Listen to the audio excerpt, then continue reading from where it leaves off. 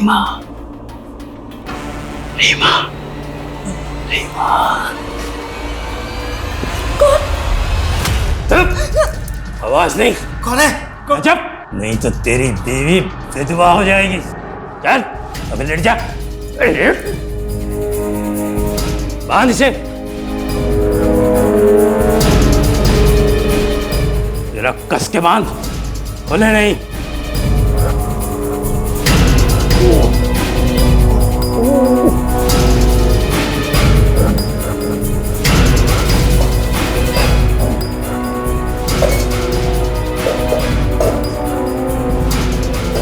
हिलना मत, अगर जरा भी हिला तो तेरी बीवी की खोपड़ी उड़ा दूंगा, समझा?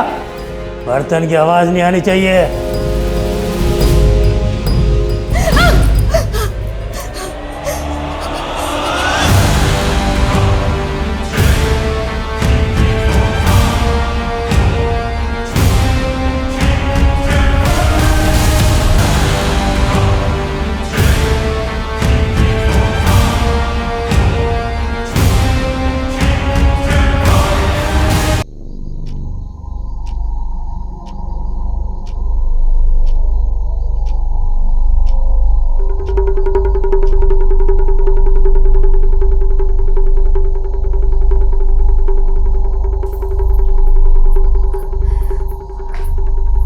हेलो रिया, बेटा निधि को निकले हुए 2 घंटे हो गए, लेकिन वो अभी तक घर नहीं पहुंची है।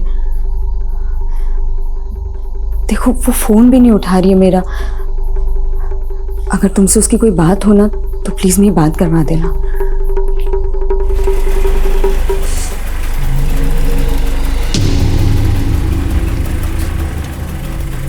निधि, कहाँ थी तू? कब से फोन ट्राई कर रही हूँ। तुझे पता मैं कितना डर गई थी, और मेरा फोन क्यों नहीं उठा रही थी तू? माँ, मैं ड्राइव कर रही थी। अरे ड्राइव कर रही थी तो क्या हुआ, एक बार फोन तो देख सकती है ना।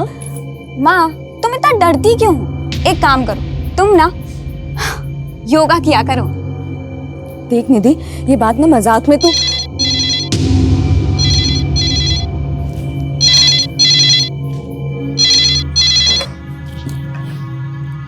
हेलो, कैसी हो मेरी जान?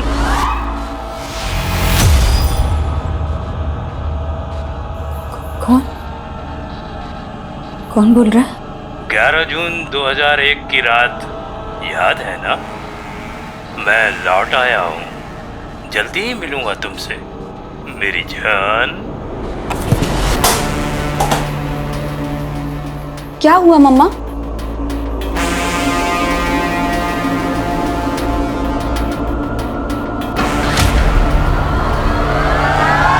नमस्कार, मैं आशुतोष राणा क्राइम पेट्रोल के नए अध्याय शातिर क्रिमिनल्स में आप सभी का हार्दिक स्वागत करता हूं। दुनिया का शक्तिशाली से शक्तिशाली व्यक्ति अपने बीते हुए समय को बदल नहीं सकता। याद रखिए, हमारा अतीत हमारे साथ परछाई की तरह चलता है। हम लाख कोशिश कर लें मगर हम अपने अतीत को बदल नहीं सकते, उसे झुठला नहीं सकते। वक्त का पहिया रीमा को भी उस मकाम पर ले आया था जहां उसका खौफनाक अतीत उसके सामने सुरसा की भांति मुंह खोले हुए खड़ा था, और अतीत की यह दस्तक रीमा की जिंदगी पर कहर ढाने वाली थी।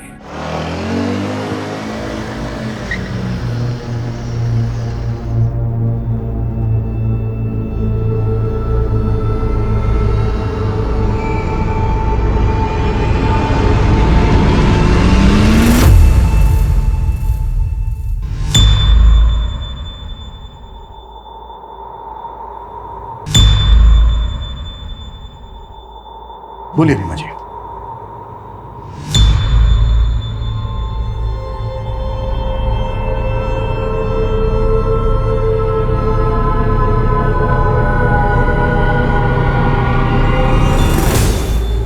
रीमा जी, अगर आप कंफर्टेबल नहीं हैं तो इट्स ओके, हम फिर किसी दिन बात कर सकते हैं।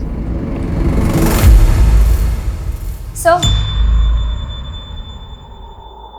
मेरी माँ का रेप हुआ था 18 साल पहले।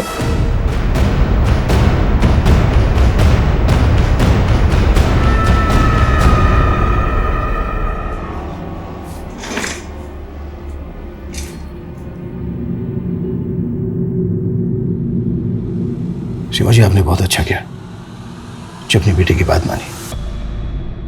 अपने गुजरे भयानक अतीत का सामना करने के लिए बहुत हिम्मत चाहिए होती। रीमा जी, 18 साल पहले जो ये दर्दनाक घटना आपके साथ घटी, ये आप हमें डिटेल में बताइए प्लीज। 11 जून 2001 की रात थी।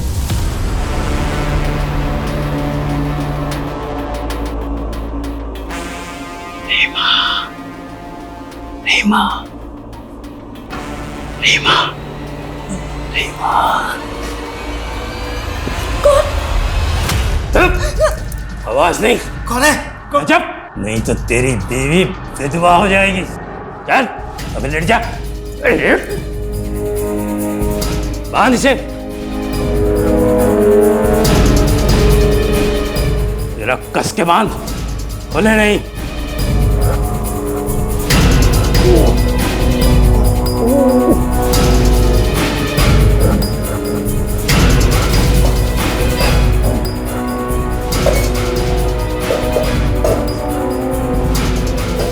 हिलना मत, अगर जरा भी हिला तो तेरी बीवी की खोपड़ी उड़ा दूंगा, समझा? बर्तन की आवाज नहीं आनी चाहिए।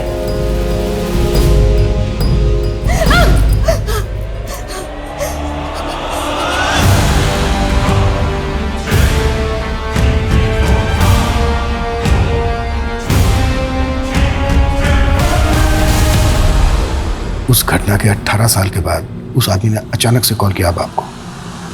जी रीमा जी, जब ये घटना घटी आपके साथ, उस वक्त आपने पुलिस कंप्लेन तो की ही होगी। जी, प्रतापनगर थाने में करवाई थी। तब इंस्पेक्टर मुकेश राठौर इंचार्ज थे।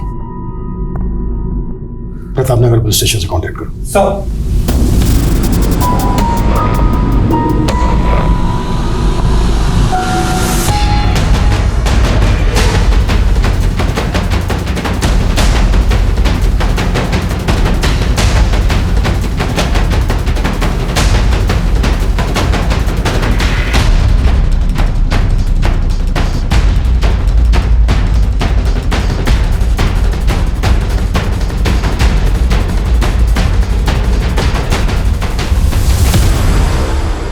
दोनों स्टेटमेंट अलग है? मतलब? या सर, ये रीमा का रीसेंट स्टेटमेंट है जो उसने हमें दिया है, और ये 2001 का स्टेटमेंट है। दोनों स्टेटमेंट में उसने अलग अलग कहानी सुनाई है। रेप की तारीख से लेकर हर इंसिडेंट एकदम अलग है सर। मानो दोनों केसेस एक दूसरे से बिल्कुल अलग हो। और रेप के कुछ दिन के बाद यानी कि 17 जून 2001 को उसने प्रतापनगर थाने में रेप की शिकायत दर्ज करवाई अपने पति राजेश चौहान के साथ।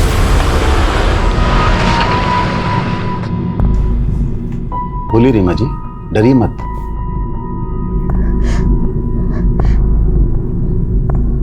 मेरा रेप हुआ है। वो जबरदस्ती घर में घुस गया था। कौन था वो? कब हुआ है? 13 जून। पूरी बात बताइए रीमा जी। तब आप क्या कर रही थी? आपके पति कहाँ थे? इनकी नाइट ड्यूटी थी। करीबन 10 बजे मैं अपने कमरे में सो रही थी जब रीमा, आवाज नहीं, चुप।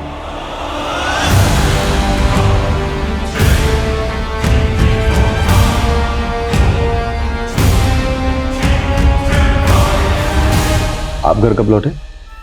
करीब 1:30 बजे जब मैं घर आया तो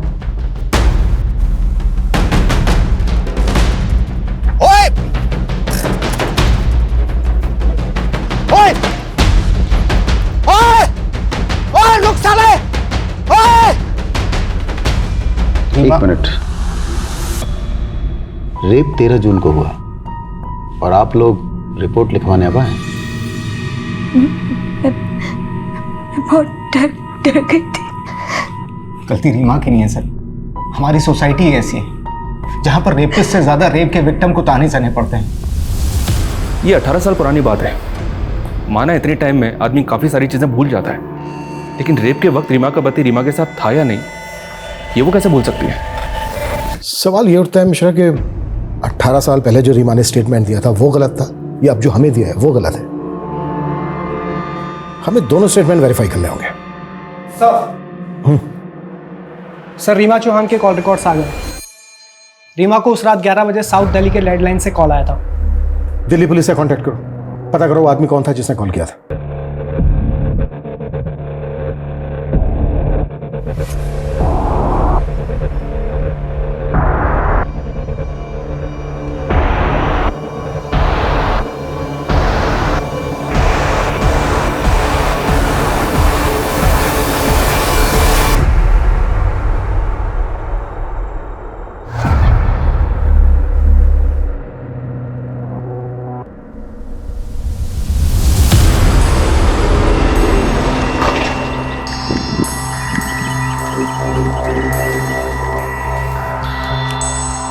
चेक करो।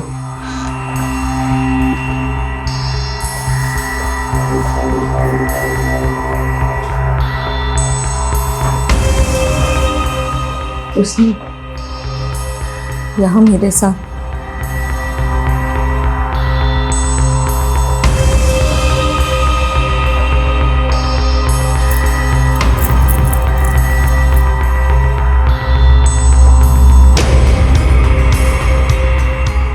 अच्छा, आपने बताया कि उसने गमछे के टुकड़ों से बांधा था।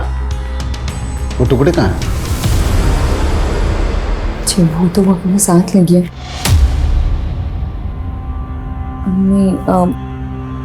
नहीं शायद एक मिनट सर, यहाँ शायद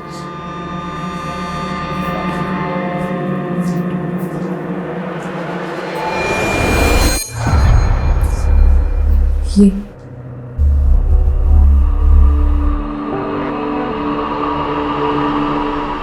रीमा के मेडिकल एग्जामिनेशन में ऐसा कोई सॉलिड एविडेंस नहीं मिला जिससे प्रूव हो सके कि रीमा का रेप हुआ है। क्या रेप के कुछ दिन बाद एग्जामिनेशन हुआ इसलिए? मे बी, लेकिन एक कारण ये भी है कि रेप होने के बाद रीमा अपने पति राजेश के साथ सेक्सुअली एक्टिव थी। क्या? हाँ, क्योंकि प्राइवेट पार्ट पर जो मार्क्स मिले हैं वो एक पैशनेट सेक्स की वजह से भी हो सकते हैं। ये तो रीमा ने खुद ही अपना केस कमजोर कर लिया। एक बात और सर, रेप होने के बाद विक्टिम को अक्सर कलाई, जांघों पर छोटे मोटे घाव लगते हैं, लेकिन रीमा के केस में उसकी बॉडी पर एक छोटी सी खरोच तक नहीं थी। इट्स स्ट्रेंज, क्या रीमा ने बिल्कुल भी रेजिस्ट नहीं किया होगा?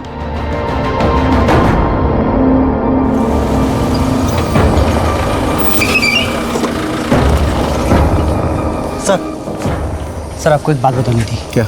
रीमा का जहाँ रेप हुआ था उस जगह 11 जून को चोरी की 3 वारदातें हुई थी। रीमा की केस से कोई कनेक्शन लगता है? सर चोर की कदकाठी रीमा के रेपिस्ट से मेल खाती है और एक विटनेस का कहना है कि उस चोर ने गमछा भी पहन रखा था।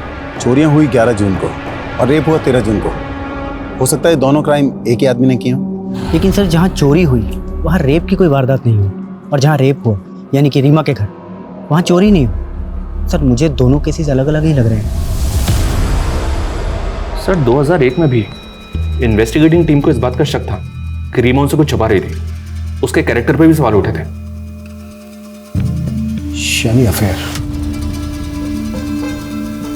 तो क्या ये रेप का नाटक अफेयर को कवर करने की वजह से था? अगर ऐसा था तो फिर इतने सालों बाद वही नाटक करने के पीछे क्या वजह हो सकती है?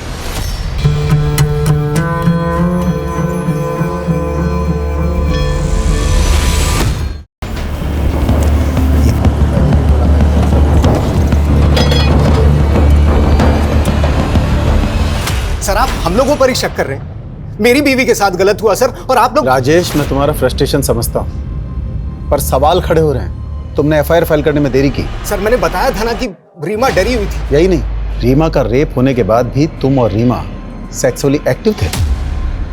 ये कोई मामूली बात नहीं है राजेश। तब मुझे पता ही नहीं था कि रीमा के साथ में रेप हुआ है। क्या? उस रात जब मैं गमछे वाले आदमी के पीछे भागा, वो हाथ नहीं आया, तो मैं भागकर घर वापस आया। मेरे को बहुत चिंता हो रही थी रीमा को लेकर। रीमा, रीमा, राजेश, रीमा, राजेश, वो डरने की कोई बात नहीं, भाग गया वो। तुम्हें कुछ हुआ तो नहीं? ठीक तो ना? तुम चिंता मत करो, मैंने अपने आप को बाथरूम में बंद कर लिया था। थैंक गॉड तुम्हें कुछ हुआ नहीं, वरना रीमा को देखकर लगा ही नहीं कि उसके साथ किसी ने जबरदस्ती की है। लेकिन कुछ दिन बाद, अरे रीमा जल्दी बाहर निकलो यार, लंच बॉक्स दे दो, लेट हो रहा हूँ।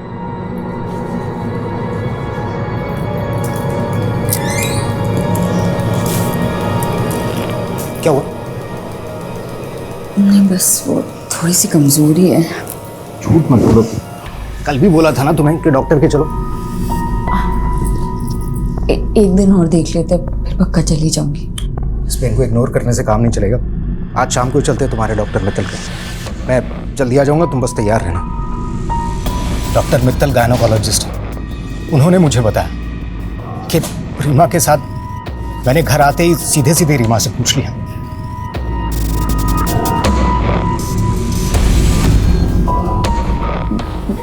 मैं डर गई थी, मुझे लगा था कि आप मुझे छोड़ दोगे। इतना भी भरोसा नहीं था मुझ पर। भूल हो गई। अरे भूल तुम्हारी नहीं है, तुम्हारे साथ गलत हुआ है। उस कमीने को तो छोड़ूंगा नहीं मैं। रीमा, हम पुलिस के पास जाएंगे। पुलिस? हाँ रीमा, हमें पुलिस के पास जाना ही होगा। अच्छा, ये गमछे वाला आदमी कौन हो सकता है?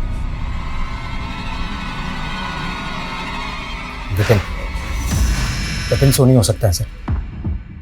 वो और रीमा कॉलेज में एक साथ थे। 1 साल पहले उसकी इसी शहर में नौकरी लग गई। मुझे पता चला कि मेरी गैर हाजिरी में अक्सर पुरानी दोस्ती के नाम पर वो रीमा से मिलने आता है।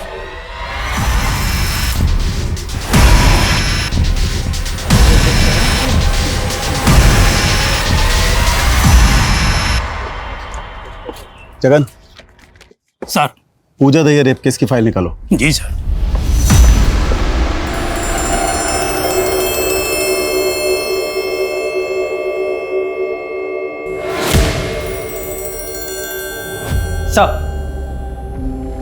सर मैंने पता किया है, राजेश की गैर हाजिरी में जो आदमी रीमा से मिलने आता था वो विपिन ही है।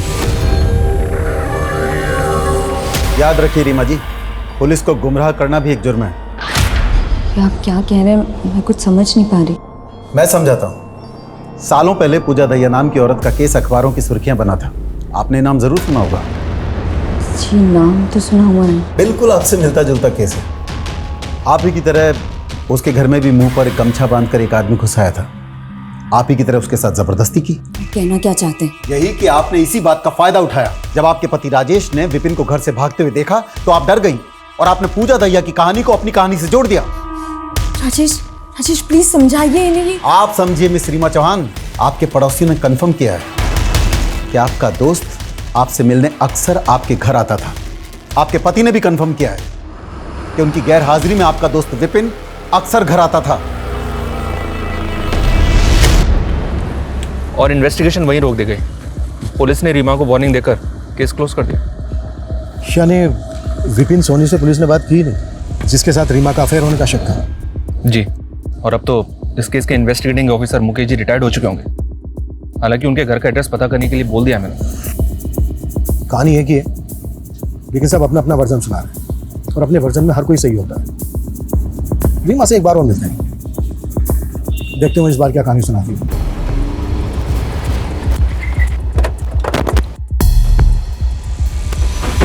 आपको मेरी बात पे यकीन नहीं है? रीमा जी, हम बातों पर नहीं सबूतों पर यकीन करते हैं। और आपकी कहानी में तो कई कहानी मिली हुई है। 18 साल पहले आपने कुछ और कहा था, आपके पति ने कुछ और कहा था, और अब आप हमें कुछ और कहानी सुना रही है। बेटा, शायद आपकी मदर आपके सामने कंफर्टेबल नहीं है, सो प्लीज। निधि तो रुक। 18 साल पहले मुझे एक बुरी बीवी माना गया था जो अपने पति को धोखा दे रही थी, जिसने अपनी रेप की झूठी कहानी सुनाई। लेकिन ये सब मैंने सिर्फ अपने पति के कहने पे किया था। हमें पुलिस की नहीं, पुलिस नहीं, बिल्कुल नहीं। भूल जाओ कि तुम्हारे साथ कुछ हुआ है, सब कुछ भूल जाओ। राजेश, ये आप क्या कह रहे हैं? मेरी इज्जत? यार, तुम्हारी इज्जत से ज्यादा मेरा नाम, मेरा रुतबा, मेरी मर्दानगी मायने रखती है। हाथ जोड़ता हूँ, प्लीज किसी से कुछ नहीं कहोगी तुम, कुछ भी नहीं।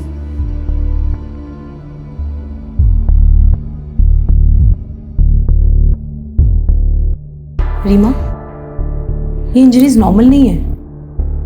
बताओ मुझे क्या हुआ है? कुछ भी। रीमा, तुम कुछ छुपा रही हो ना? आप क्यों जिद कर रही हैं? रीमा के लिए यही सही है कि वो सब कुछ भूल कर। ये भूलने वाली बात नहीं है राजेश। रीमा के साथ जो हुआ है वो गुनाह हुआ है और गुनहगार को सजा मिलना जरूरी है। तुम उसके पति हो, तुम्हें उसका साथ देना चाहिए। और अगर तुम में हिम्मत नहीं है तो मुझे कह दो, मैं इसे पुलिस स्टेशन लेके चली जाऊंगी। नहीं, आपको कुछ करने की जरूरत नहीं है। मैं ले जाऊंगा रीमा को पुलिस के पास। मजबूरी में राजेश को मुझे पुलिस स्टेशन ले जाना पड़ा, लेकिन वहां उसने मुझे पूरा सच नहीं बताने दिया। मेरा रेप हुआ ये सच है, लेकिन उस वक्त राजेश वहां नहीं था, ये झूठ। चलो माना आपने अपने पति के कहने पर झूठी गवाही दी, लेकिन आपने रेप के तुरंत बाद अपने पति के साथ फिजिकल रिलेशन बनाए। ऐसा क्यों? अगर सही वक्त पर मेडिकल एग्जामिनेशन हो जाता तो रेपिस्ट को पकड़ने में आसानी होती। वो फिजिकल रिलेशनशिप मेरी मर्जी से नहीं बने थे, वो भी रेप ही था।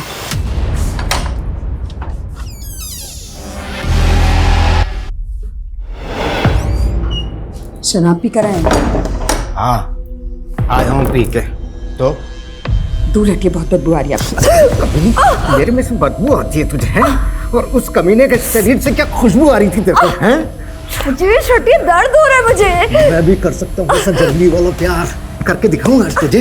बताऊं कि कितना बड़ा मर्दूम है। राजेश प्लीज प्लीज, राजेश छोड़िए मुझे। उस आदमी ने तो सिर्फ मेरे शरीर को दर्द दिया था, लेकिन राजेश। और जब आप डॉक्टर से मिली तो आपने डॉक्टर को अपना सारा सच बता दिया। कुछ सोचा नहीं था सर, बस जिसने थोड़ी सी हमदर्दी दिखाई उसके सामने दिल खोल के रख दिया। तो जो आपके पति ने दिखाया पुलिस ने उसी को सच मान लिया और आपका सच सामने नहीं आया। आता कैसे? पुलिस ने ना कभी डॉक्टर ना कभी विपिन से कोई बात की। विपिन कभी आपसे मिलने आया था? नहीं, विपिन पे बहुत प्रेशर बन गया था, इसलिए वो शहर छोड़ के चला गया था। लेकिन आपके पड़ोसियों ने तो उस वक्त बयान दिया था कि आपका रेप होने के बाद विपिन आपसे मिलने आया था। ये भी राजेश की चाल थी। विपिन अच्छा लड़का था, हंसमुख था। राजेश ने कहा था कि वो विपिन को मेरे पास भेजेगा ताकि मेरा मन बहल जाए, पर बाद में समझ आया ये सिर्फ राजेश का प्लान था ताकि सबकी नजरों में मैं झूठी बन जाऊं। और वही हुआ। एक रेप विक्टिम से ना सोसाइटी यही एक्सपेक्ट करती है कि वो मजबूर दिखे, दुखियारी दिखे। अगर वो थोड़ा सा हंस ले, नॉर्मल जीने की कोशिश करे तो पता नहीं क्या चुप जाता है लोगों को। पूजा दहिया को जानती हैं आप? पहले आप ही के इलाके में रहती थी। उसके घर में भी एक आदमी ठीक आप ही के घर की तरह चेहरे पर गमछा बांध के घुस गया था। जी, मैंने सुना तो था कि पूजा दहिया के केस में किसी को अरेस्ट किया गया। पूजा दहिया का केस स्टडी किया था तुमने? जी सर, और मुझे ऐसा लग रहा है कि पूजा दहिया और रीमा चौहान का केस आपस में कनेक्टेड है। तो क्या उस आदमी ने पूजा दहिया से भी कांटेक्ट किया होगा? इतने सालों के बाद वो अपने विक्टिम को कॉल क्यों करेगा? यह केस पुलिस के सामने एक चुनौती बन के खड़ा था। वारदात एक थी, लेकिन कहानियां अलग अलग। क्या राजेश ने अपने स्वार्थ के लिए झूठ का जाल बुना था, या पीड़ित नजर आ रही रीमा सबकी नजरों में धूल झोंक रही थी?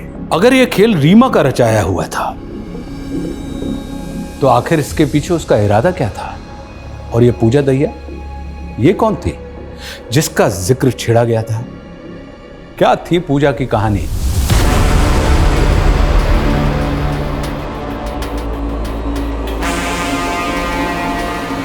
कौन है?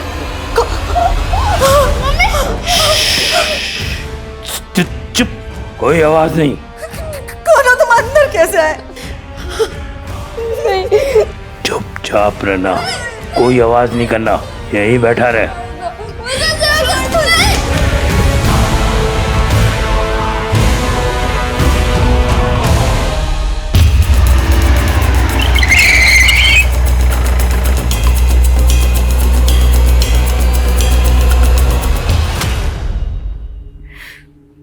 मैं नहीं जानती कि वो कौन था, उसने अपना चेहरा गमछे से छुपा रखा था।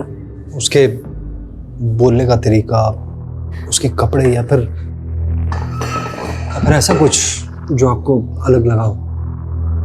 अंकल, उस आदमी ने मुझे कुछ लिखने को दिया था। क्या लिखूं? 5वीं क्लास का टीचर मुझे ज़रा भी पसंद नहीं था। बात बात पर मुझे छड़ी से मारता था, मुर्गा बनाता, बहुत जलील करता था मुझे। रवि, फिंगरप्रिंट्स कलेक्ट करवाओ और फॉरेंसिक टीम बुलाओ। सुअर के बच्चों, तुम्हें कोई फिंगरप्रिंट नहीं मिलेगा। ऐसा कहा था उसने बोलने के लिए मुझे। सुअर के बच्चों, तुम्हें कोई फिंगरप्रिंट नहीं मिलेगा, ऐसे बोलना है। वो आदमी बोलते वक्त हक लाता था, खासकर च बोलते वक्त। इन्वेस्टिगेटिंग टीम ने इस पूजा दहिया का बैकग्राउंड खंगाला सर।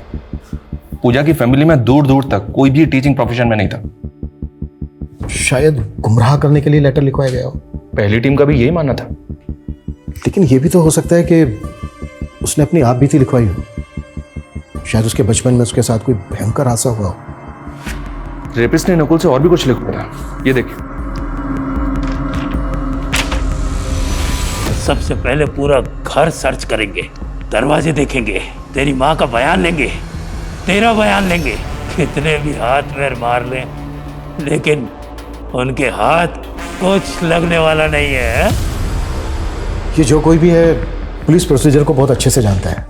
एक एक चीज लिखवाई है। मतलब ये पुलिस वाला भी हो सकता है। या फिर कोई ऐसा जिसका अपना पुलिस में हो, या फिर रहा हो। सर रीमा के केस का मुकेश राठौर का एड्रेस मिल गया है। रिटायर होने के बाद वो यहीं जयपुर में सेटल्ड है।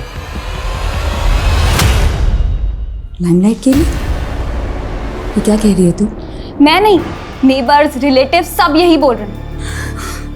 देख, लोग कुछ भी कहें, लेकिन तू तो मुझ पे यकीन करती है ना। तुझे भी लगता है कि मैं झूठ बोल रही हूँ?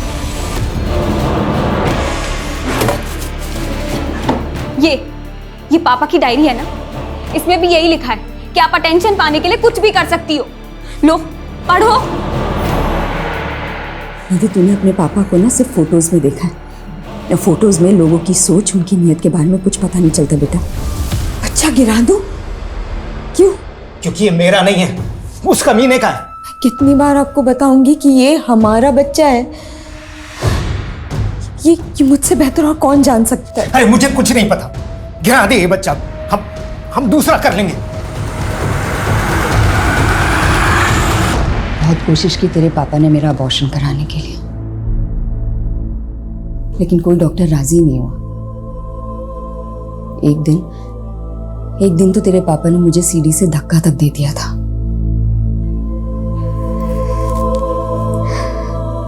लेकिन तेरी किस्मत में ना जीना लिखा था। मुझे लगा तेरी शक्ल देख देख कर ना अब राजेश के अंदर का बाप जाग जाएगा। एक दिन किसी ने मजाक में उनसे कह दिया कि तेरी शक्ल उनसे नहीं मिलती। बस उस दिन वो बिल्कुल टूट गए थे। मैंने समझाने की बहुत कोशिश की, लेकिन वो एकदम खामोश हो गए थे। और एक दिन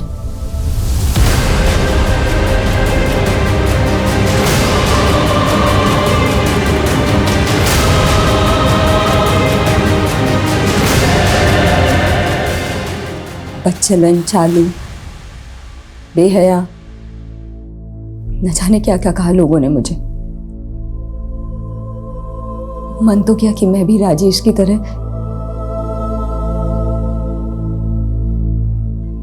लेकिन तेरा चेहरा देखकर हमेशा रुक जाती। मैं ये सब कुछ ना बुरा सपना सोचकर भुला चुकी थी, लेकिन अब वही सब कुछ हो रहा है मेरे साथ। मैं ये सब सहन कर सकती हूँ, लेकिन दुख इस बात का है कि तू भी मुझ पे यकीन नहीं करती।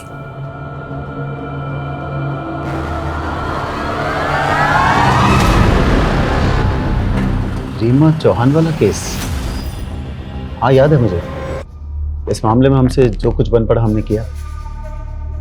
यहाँ तक कि 2003 में अलग अलग पेट्रोलिंग टीम बनाई उस लोकेलिटी पर नजर रखने के लिए। और एक रात रुक रुक, गाड़ी पीछे ले। जी सर। रुक, कौन है वहां, क्या कर रहा है? रुक रुक रुक, वरना गोली मार दूंगा। रुक, इधर आ, पास में। गमछा निकाल मुंह से। जगन, जल्दी से बैकअप टीम लेकर सोमवारी बाजार वाले एरिया में आ जाओ। चोर के मैंने पकड़ लिया। भले ही दूर से सही, पर आपने उसे देखा था? कोई ऐसी खास निशानी जो आपको याद हो? अंधेरा बहुत था, कुछ खास देख नहीं पाया। हाँ, जिस तरह से फुर्ती से उसने मुझ पर गोली चलाई, पक्का कोई ट्रेंड आदमी था। कोई पुलिस वाला? हाँ, शक तो मुझे भी था। मुझे लगा या तो कोई पुलिस वाला है या पुलिस वालों के साथ मेलजोल जरूर रहा होगा। जब हमारी सारी कोशिश फेल हो गई तो हमने जनता की मदद मांगी। देखिए, डरने की कोई जरूरत नहीं है। आप लोगों को केवल पुलिस की आंख और कान बनना है। कोई भी बाहर का आदमी दिखे जिसका बर्ताव अजीब सा हो तो फौरन पुलिस को सूचित कीजिए। उसे पकड़ने की कोशिश मत कीजिएगा क्योंकि उसके पास गन है। इंस्पेक्टर साहब, गन हो या तोप, एक फौजी किसी से नहीं डरता है। विकास जी, तैश में आकर कोई भी कदम मत उठाइएगा, फौरन पुलिस को सूचित कीजिएगा। जरूर, लेकिन उसे जान से मारने के बाद। और आप चिंता मत कीजिए, मेरे रहते हुए हर कोई सुरक्षित है।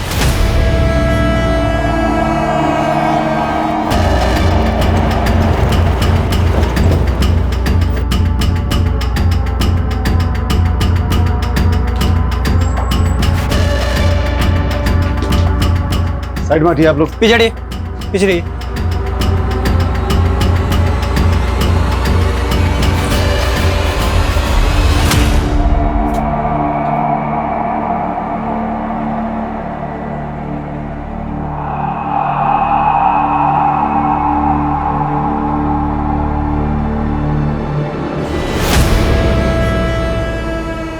जगन, आसपास के लोगों से बात करो। कोई भी अजनबी जो कल यहाँ दिखा हो उसका स्केच बनवाओ। वो कमीना बचना नहीं चाहिए। हमने 3-4 स्केच बनवाए। हैरानी की बात यह थी कि उनमें से एक स्केच हमारे खबरी अंगद से मिलता जुलता था। आपने अंगद को अरेस्ट किया था? फौरन धर दबोचा। तलाशी लो उसके घर की। साहब, घर का कोना कोना छान मारो। साहब, मेरे घर की तलाशी क्यों ले रहे हैं साहब आप?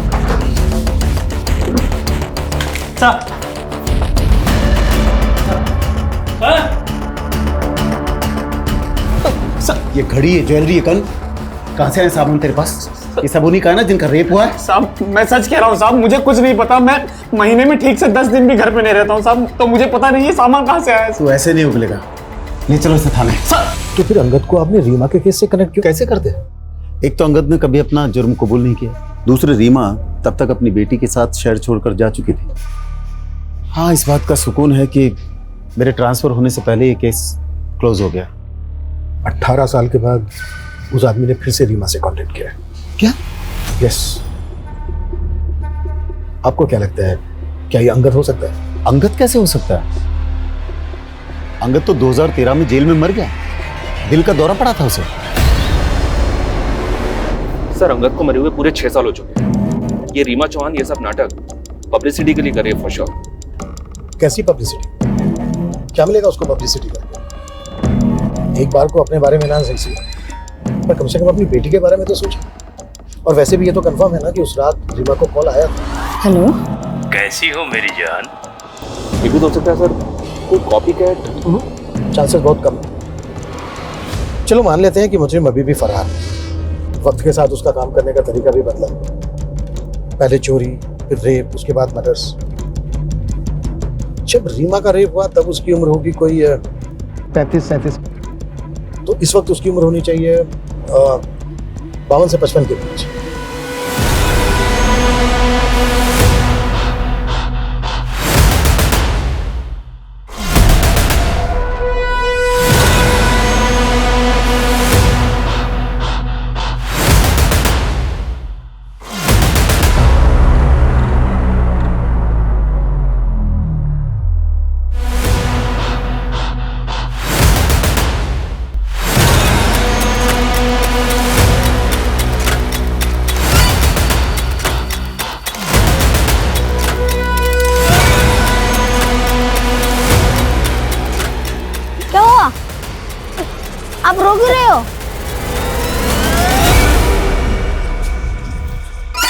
गुंजन, माँ को चल के सब बताना अभी, डरना मत।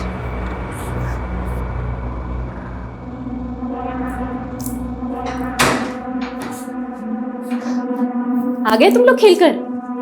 आ जाओ, भूख लगी होगी है ना?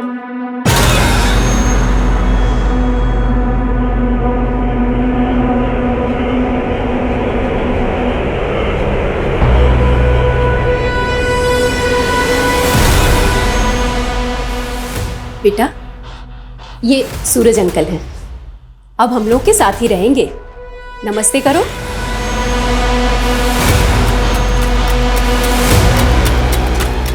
बड़े प्यारे बच्चे हैं तुम्हारे। सर, जितना हमने सोचा था उससे कहीं ज्यादा बड़ा मामला निकला ये तो।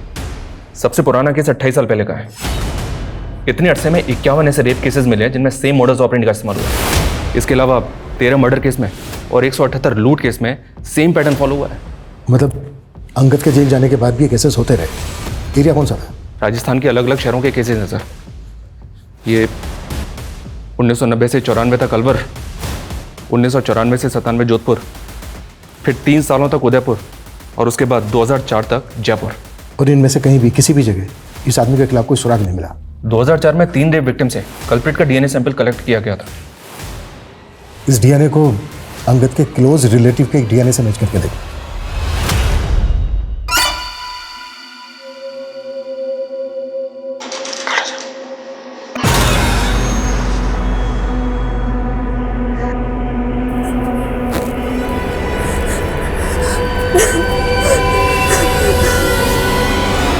ये अंकल बहुत गंदे हैं, मत खेला करो उनके साथ। तुम माँ को क्यों नहीं बताती हो? ठीक है, तुम मत बताओ, मैं माँ को खुद ही बता दूंगा। नहीं, माँ खुद अंकल के साथ ही गेम खेलती है।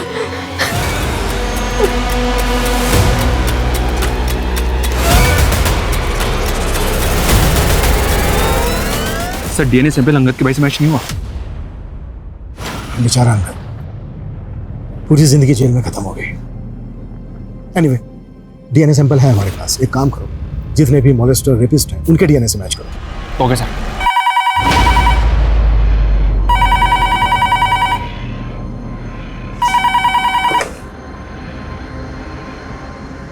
हेलो। मेरी जान, कैसी हो? बहुत दुख हुआ जानकर कि तुम्हारी बात पर कोई यकीन नहीं कर रहा। बकवास बंद करो, और हिम्मत है ना तो सामने आओ। तुम कायर हो, कायर हो तुम।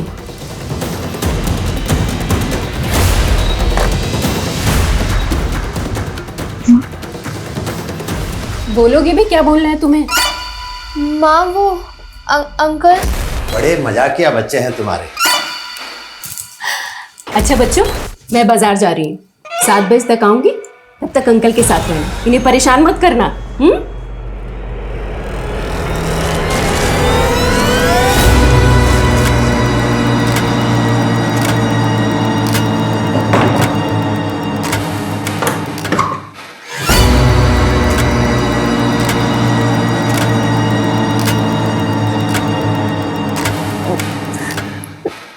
आज तू नहीं, आज तेरे साथ गेम खेलूंगा। चल। सर, डीएनए अलवर के कैदी से पार्टली मैच हो रहा है, लेकिन इसकी उम्र तो 30 साल है। फिर ये वो नहीं हो सकता। आई थिंक उस आदमी को ट्रेस करने के लिए हमें किसी एक्सपर्ट की मदद लेनी होगी। देखिए, ये डीएनए पार्टली मैच हो रहा है, यानी ये कैदी उस खूनी का रिश्तेदार हो सकता है। एक्चुअली हमें इस कैदी के मदर और फादर के सभी रिलेटिव्स की एक लिस्ट बनानी होगी और सबका डीएनए मैच कराना होगा। लेकिन पुलिस हताश नहीं हुई, डटी रही और कई महीनों की कड़ी मेहनत के बाद डीएनए एनालिसिस के जरिए 2300 लोगों को शॉर्टलिस्ट किया गया। लेकिन अब भी मंजिल बहुत दूर थी। इन्हीं 2300 लोगों में एक वो अपराधी भी था जिसकी तलाश पुलिस को लगभग 30 सालों से थी। करीब 1 साल गुजर गया, तब जाकर सुरंग के आखिरी छोर पर रोशनी की किरण दिखाई दी। सर, लोकेशन हिस्ट्री और रिपोर्ट्स के अकॉर्डिंग हमारे पास अभी एक सस्पेक्ट है, और वो ये है। माय गॉड, ये वो 30 सालों तक पुलिस की आंखों में धूल झोंकता रहा। इसको आज ही धर लेते हैं। नहीं, we have to be very careful. इसको बचने का एक भी मौका नहीं देंगे। पहले इसके खिलाफ सबूत इकट्ठा करेंगे, फिर तब बचेंगे साले को।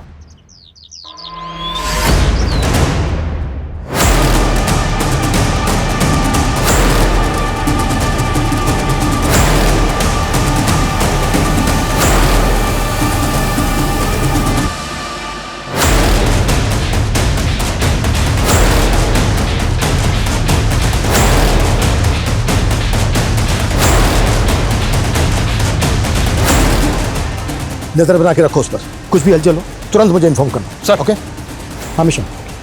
रिपोर्ट आ गई।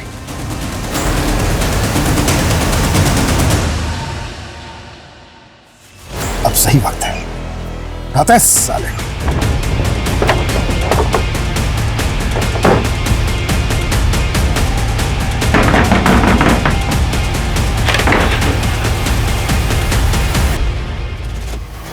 तीस सालों तक पुलिस की आंखों में बहुत धूल झोंकी है तूने। Now you are an arrest, ex policeman Jagan Shekhar.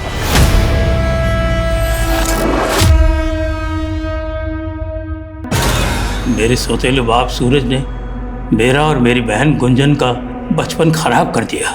Rape करता था वो हमारा।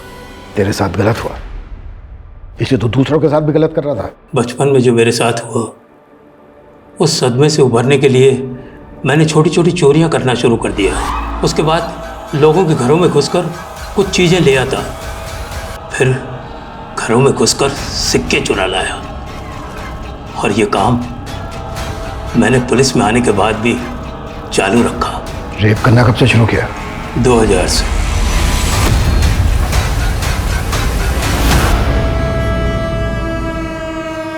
पूजा ने क्या बिगाड़ा था तेरा?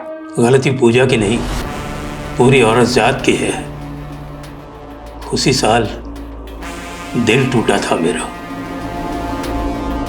कुछ दिन तो सब कुछ ठीक चलता रहा, लेकिन एक दिन वो मुझे छोड़कर किसी और के साथ चली गई। तभी से मुझे औरतों से नफरत होने लगी। और उसके बाद मैंने एक के बाद एक औरतों को शिकार बनाना शुरू कर दिया। अंगद को क्यों फंसाया? मेरे सीनियर मुकेश जी की पेट्रोलिंग बहुत तेजी से चल रही थी। मेरा काम करना बहुत मुश्किल हो गया था। मैंने सोचा अंगद को फंसाऊंगा तो पेट्रोलिंग थोड़ी ढीली हो जाएगी और मेरा काम आसान हो जाएगा। और हुआ भी वही।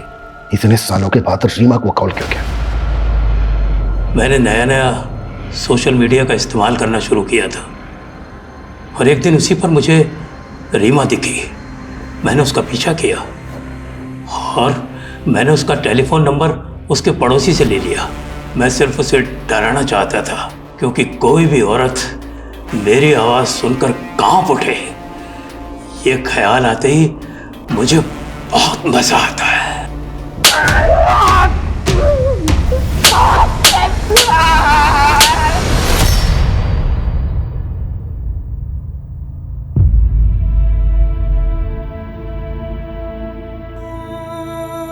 सॉरी मॉम, मैं गलत थी। आपने मेरे लिए कितने सैक्रिफाइस किए और मैं नहीं, बल्कि तूने मुझे हिम्मत दी है वापस लड़ने की। अपना जगन जैसे लोगों का खौफ है और नई सोसाइटी के तानों की फिक्र। अब देखना, मैं अपनी बाकी की जिंदगी ना एकदम बेखौफ जीऊंगी।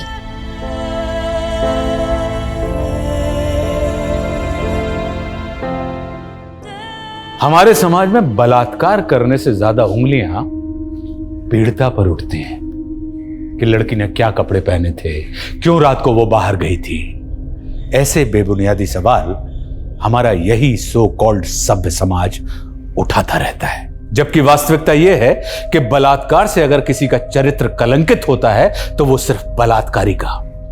इस बुनियादी बात को क्यों आज 2021 में हमें बार बार दोहराना पड़ता है? ये कैसा सिस्टम है जहां एक बलात्कारी को तो आसानी से जमानत मिल जाती है, लेकिन बलात्कार से पीड़ित औरत को सालों साल इंसाफ नहीं मिल पाता। ये चुभने वाले सवाल हमें खुद से और प्रशासन से भी करने होंगे। ये रीमा की हिम्मत ही थी जो वो सालों से अपने अंदर दफन खौफ को मिटाने में कामयाब हुई। रीमा ने जिस तरह समाज के तानों की परवाह किए बिना इंसाफ के लिए आवाज उठाई, वह वाकई अभिनंदनीय है। अब मैं आशुतोष राणा आपसे विदा लेता हूं। हम फिर मिलेंगे एक ऐसी ही कहानी के साथ जो आपको रखेगी सतर्क और जिंदगी को सुरक्षित। तब तक अपना और अपने परिवार का ख्याल रखिए और देखते रहिए क्राइम पेट्रोल सतर्क। जय हिंद।